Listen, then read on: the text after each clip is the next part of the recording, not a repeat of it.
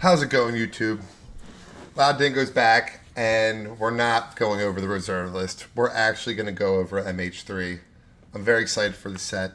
I know I was talking about the reserve list and how the cards are going up, but this set still looks really, really good. I don't know about for the price, but overall I am enjoying the cards, so let's get into it. We're going to start with Aether Spike. You have choose target spell. You get 2 energies. Then you may pay any amount of energy, counter that spell unless its controller pays 1 for each energy paid this way. Solid common card. We got Frogmire Enforcer, 7-drop, big boy. It's an artifact creature, prototype. You may cast a spell with different mana cost, color, and size. It keeps the abilities and types. Okay, so you can pay less and get something different. Affinity for artifacts. This spell costs 1 less to cast for each artifact you control. Solid. Affinity can be a little OP. We got Disruptor Flute. 2-drop artifact. Flash. As Disruptor Flute enters the battlefield, choose a card name. Spells with the choosing card name cost 3 more to cast. If you did that for an Eldrazi, they never get it out. Activate abilities of sources with the chosen name can't be activated unless they're mana abilities. It's just a solid card. Let's just be completely honest right there. Then we got Sowing Myco Spawn. It's a 4-drop, 1 green, devoid. You can pay the kicker. When you cast a spell, search your library for a land card, put it onto the battlefield, and shuffle. When you cast a spell, if it was kicked, exile target land. You can get rid of some nasty lands that the other team has, which is good, or the other player. Brain Surge. It's a 3-drop, 1 blue. Draw 4 cards and put 2 cards from your hand on top of the library in any order. That's pretty cool. Could it be any cards that you had previously? I don't know. That's good though. Triton Wavebreaker. It's a 1-drop blue. It's got Bestow. If you cast this card, it becomes the Bestow cost. It's an aura spell with enchant creature. It becomes a creature again if it's not attached. As long as Triton is a creature, it has prowess. If you know prowess, it's if you cast a spell that's not a creature, it gets +1/+1/+1/+1. Enchanted creature gets +1/+1. It has prowess. Just a solid card. Marionette Apprentice. It's a 2-drop, 1 black.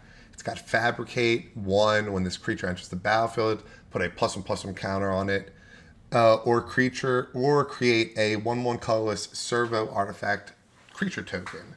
Whenever another creature or artifact you control is put into the graveyard from the battlefield, each opponent loses 1 life. Solid, uncommon.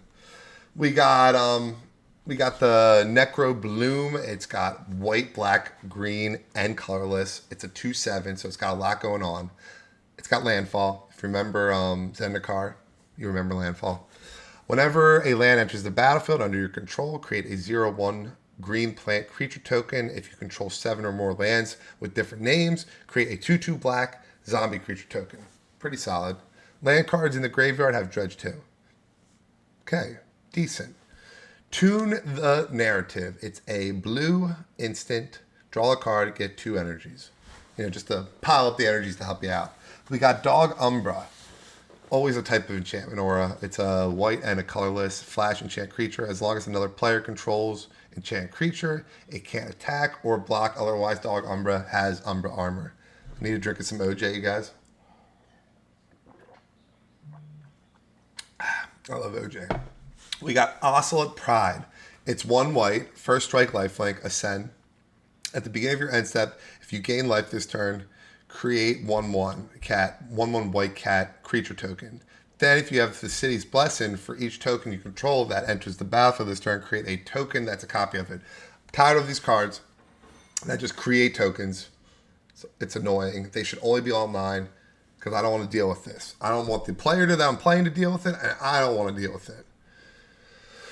We got the Thranben Charm. It's a 2-drop, 1 white. Thranben deals damage equal to twice the number of creatures you control to a target creature. Destroy target enchantment. Exile any number of target players' graveyards.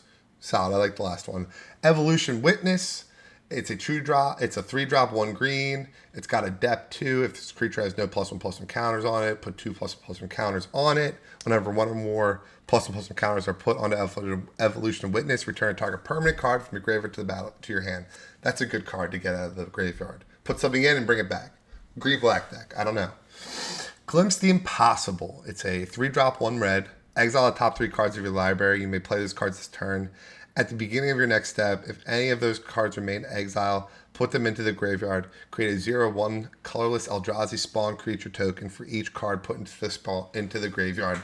This way, those tokens have sacrifice this creature, add 1 colorless mana. Solid. Jolted Awake, 1 white, sorcery. Choose up to 1 target artifact creature card in your graveyard. You get 2 energy. Then you may pay any amount of energy equal to that card's mana value. If you do, return to the graveyard to your battlefield. Now it's also a cycle, so if you don't want to use it. We got Sink into Stupor. I think that's a T. It's a 3-drop, 2 blue. Return target spell or non-land permanent and opponent controls to its owner's hand. Just a solid card. Flare of Fortitude. 4-drop, 2 white. You may sacrifice a non-token white creature rather than pay this spell's mana cost. Until end of turn, your life total can't.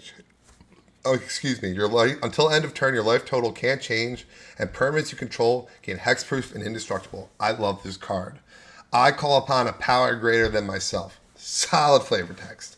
And then we have Wheel of Potential. It's a 3-drop, 1 red. You get 3 energy, which is good. Then you may pay X energy. Each player may exile their hand and draw X cards. If X is 7 or more, you may play cards you own exiled this way until end of your next turn. That means you exile 7, you draw 7.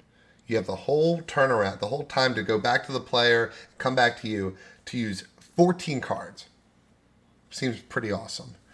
And the last one, there's probably more, but the one here is Bogart Trawler. It's a 3-drop, 1 black. When Bogart Trawler enters the battlefield, exile target player's graveyard. That's just solid in general.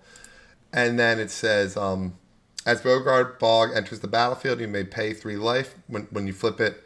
If you don't, it enters battlefield tap, and it says add 1 black mana. So overall, it looks good. I don't know if it's good enough for the price, but I do think it's good. Don't forget to like and subscribe, and have a good one, you guys.